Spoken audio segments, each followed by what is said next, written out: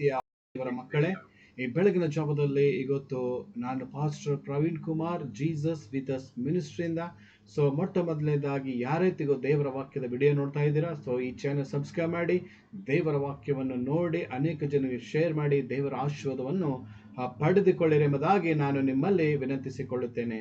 ಕರ್ತನ ಪ್ರೀತಿಯ ದೇವರ ಮಕ್ಕಳೇ, ಈ ಒಂದು ಬೆಳಗಿನ ಜಾವದಲ್ಲಿ ದೇವರು ನಮಗೆ ಕೊಟ್ಟಂತಹ ವಾಗ್ದಾನ ವಚನ 1 ಪೇತ್ರ 1ನೇ ಅಧ್ಯಾಯದಲ್ಲಿ ನೋಡ್ತೇವೆ.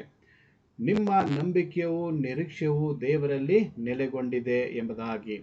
ಹೌದು, ಕರ್ತನಲ್ಲಿ ಪ್ರೀತಿಯ ದೇವರ ಮಕ್ಕಳೇ, ಯಾವಾಗಾಯಿತು ನಿಮ್ಮ ನಿರೀಕ್ಷೆ ಮತ್ತು ನಂಬಿಕೆ, ನೀವು ದೇವರಲ್ಲಿ ನಂಬಿಕೆ ನಿರೀಕ್ಷೆ ದೇವರಲ್ಲಿ ನೆಲೆಗೊಂಡಿರುತ್ತದೋ ಅಲ್ಲಿ ಏನಾಗುತ್ತೆ? ದೇವರ ಆಶೀರ್ವಾದ, ದೇವರ ಸದುತ್ತರ ನಮ್ಮ ಜೀವನದಲ್ಲಿ ಕಾರ್ಯ ಮಾಡುತ್ತದೆ. ಆಮೇನ್, ಹಲ್ಲೆಲೂಯಾ. ಅಂದ್ರೆ ಕರ್ತನ ಪ್ರೀತಿಯ ದೇವರ ಮಕ್ಕಳೇ, ನಮ್ಮ ನಂಬಿಕೆ ಮತ್ತು ನಿರೀಕ್ಷೆ ಯಾರಲ್ಲಿ ನೆಲೆಗೊಂಡಿರಬೇಕು? ಕರ್ತನ ಯೇಸು ಕ್ರಿಸ್ತನಲ್ಲಿ ನೆಲೆಗೊಂಡಿರಬೇಕು.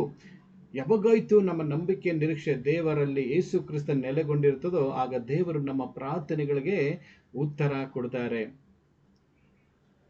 ಅಂದ ಮೇಲೆ ಕರ್ತನ ಪ್ರೀತಿಯ ದೇವರ ಮಕ್ಕಳೇ, ಇವತ್ತು ನೀವು ನಿಮ್ಮ ಪ್ರಾರ್ಥನೆಯಲ್ಲಿ ಇವತ್ತು ಯಾವ ವಿಷಯದಲ್ಲಿ ದೇವರ ಮೇಲೆ ನಂಬಿಕೆ ಇಟ್ಟು ನಿರೀಕ್ಷೆಯಿಂದ ಕಾಯ್ತಾ ಇದ್ದೀರೋ ಅತಿ ಶೀಘ್ರದಲ್ಲಿ ಖಂಡಿತವಾಗಿ ದೇವರು ನಿಮ್ಮ ಪ್ರಾರ್ಥನೆಗೆ ಸದುತ್ತರ ಕೊಟ್ಟು ನಿಮಗೆ ಆಶೀರ್ವಾದ ಮಾಡುವರು ಎಂಬುದಾಗಿ ನಾವು ದೇವರ ವಾಕ್ಯದಲ್ಲಿ ನೋಡ್ತೇವೆ.